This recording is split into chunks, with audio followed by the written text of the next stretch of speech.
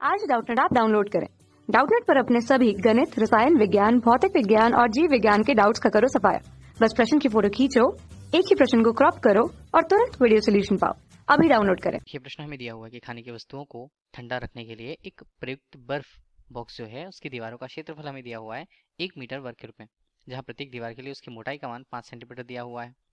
बर्फ बॉक्स जो है उसकी उष्मा चालकता का मान के रूप में 0.01 जूल प्रति मीटर प्रति डिग्री सेल्सियस हमें दिया हुआ है, जहाँ बोला जा रहा है बॉक्स में 0 डिग्री सेल्सियस पर बर्फ जो है और खाने की वस्तुओं से उसे भर दिया जाता है बॉक्स को। और बोला जा रहा है कि वो किससे जुड़ा हुआ है, जबकि दिन का तापमान यहाँ पर 30 डिग्री सेल्सियस है, मतलब वो ऐसे वातावरण के साथ जुड़ा हुआ है जहाँ का तापमान 30 डिग्री सेल्सियस है। तब बर्फ की संलग्न गुप्त ऊष्मा का मान जो होता है वो हमें दिया है 334 गुणा 10 की घात 3 जूल प्रति किलोग्राम के रूप में। तो एक दिन में पिघलने वाली बर्फ की मात्रा कितनी होगी वो हमसे इस प्रश्न में पूछा जा रहा है। विकल्प के रूप में उसके मान हमें 776 ग्राम, 7760 ग्राम, 11520 ग्राम या 1552 ग्राम के रूप में उत्तर हमें दिया हुआ था। कौन सा मान सही होगा वो हमें देखना होगा। हमने बॉक्स लिया हुआ है, बॉक्स के लिए क्या बताया जा रहा है कि उसका जो क्षेत्रफल है, संपूर्ण क्षेत्रफल यदि हम देखें, पूरा क्षेत्रफल वातावरण के संपर्क में होता है। तो अंदर हमने क्या रख दिया, बर्फ। बर्फ कौन से तापमान पर है, बर्फ यहाँ पर हम जानते हैं 0 डिग्री सेल्सियस के अलावा बाएं क्या है, वातावरण हमारे पास है। तो वातावरण का तापमान कुछ अलग है और यहाँ पर बर्फ का तापमान कुछ अलग है, और इस तरह से वातावरण का तापमान हमें दिया हुआ है तो T2 के रूप में हम उसे लिखें तो वो हमारे पास 30 डिग्री यहाँ पर सेल्सियस पे होगा, ठीक है। और यहाँ पर बर्फ जो दिया हुआ है इसे T1 हमने ले लिया तो 0 डिग्री सेल्सियस यहाँ पर मान होगा। तो बर्फ है और वातावरण है। तो हमें क्या दिया हुआ है, दीवार की मोटाई दी हुई है। दीवार की मोटाई को किससे व्यक्त करें, स्मॉल डी से व्यक्त कर लेते हैं। उसका मान कितना दिया, 5 सेंटीमीटर हमें मान दिया है। क्या लिखें इसे, 5 × 10 की घात 2 मीटर के रूप में हम इसके मान को लिखते हैं स्मॉल डी के रूप में। बर्फ बॉक्स की उष्मा चालकता का मान मतलब के का मान हमें जो दिया हुआ है वो कितना दिया हुआ है, के बराबर यहाँ पर हम देखें तो 0.01 के रूप में। इसका मान है यहाँ पर जूल प्रति मीटर प्रति डिग्री सेल्सियस के रूप में, ठीक है। ये हमें दिया हुआ है। अब हमें क्या है, बर्फ के लिए उसकी संलग्न गुप्त ऊष्मा का मान जिसे हम एल से प्रदर्शित करते हैं, मान कितना दिया है, ये दिया है हमारे पास 334 गुणा 10 की घात यहाँ पर 3 होगा और ये होगा जूल प्रति किलोग्राम पर।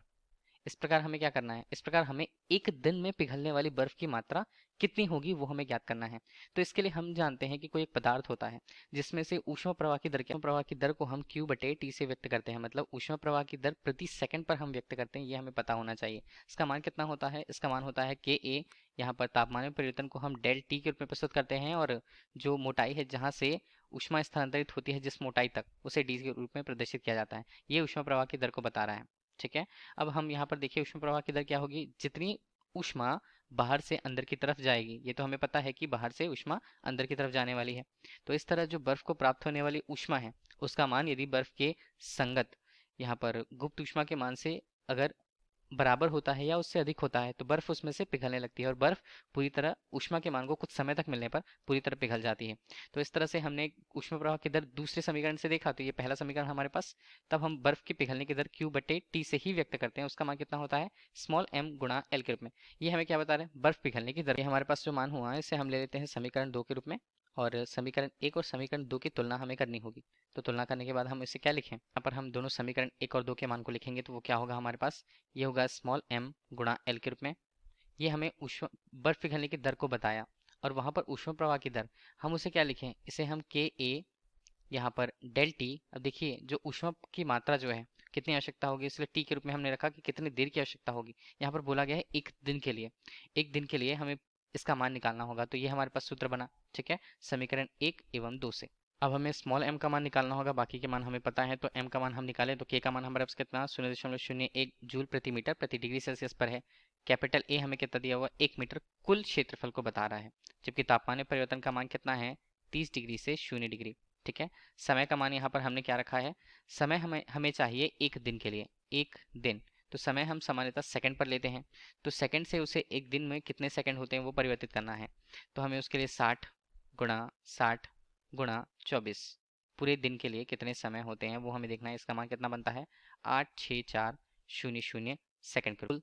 यहाँ पर सेकंडों की संख्या को बता रहा है, ठीक है। तो ये हमारे पास 86400 इसका मान होगा, और नीचे हम इसके मान को देखें तो ये हमारे पास क्या बनता है, यहाँ पर देखिए L हमारे लिए कितना है, ये दिया हुआ है 334 गुणा 10 की घात 3 के रूप में, और यहाँ पर हम देखें स्मॉल डी का मान, स्मॉल डी का मान हमारे लिए कितना, ये हमें 5 दिया हुआ है, 5 दिया हुआ है, मतलब हम 5 गुणा 10 की घात यहाँ पर ऋण 2 लेंगे, ऋण 2। ठीक है, तो हमने स्मॉल m का मान इस तरह हल किया, तो हल करने के बाद हमें कितना मिलता है इसका मान 1.552, ये किस में मिलता है हमें, किलोग्राम पर इसका मान मिलेगा। तो ये किलोग्राम पर है, हमें चाहिए किसमें, चलिए हम यदि ग्राम पे परिवर्तित करें, क्योंकि विकल्प रूप में ग्राम में हमें मान दिए हुए हैं, इसे देख लिया जाता है। तो m बराबर हमने 1000 से गुणा कर दिया, तो ये यहाँ पर 1552, ये किसमें बनता है, ग्राम में हमें मान प्राप्त होता है। तो यही इस प्रश्न का उत्तर होगा जो हमसे पूछा जा रहा था कि एक दिन में कितनी बर्फ की मात्रा पिघल पाती है, तो उसका मान हमारे पास 1552 ग्राम या 1552 ग्राम हमें प्राप्त होता है। विकल्प रूप में हम इसके मान को देखें तो विकल्प डी हमारे पास इस प्रश्न का सही उत्तर रहने वाला है। धन्यवाद। कक्षा 6वीं से 12वीं से लेकर नीट, IIT, JEE वो एडवांस के लेवल तक 1 करोड़ से ज्यादा छात्रों का भरोसा। आज ही डाउनलोड करें डाउटनेट ऐप या व्हाट्सएप करें अपने सारे डाउट्स 8400 400 400 पर।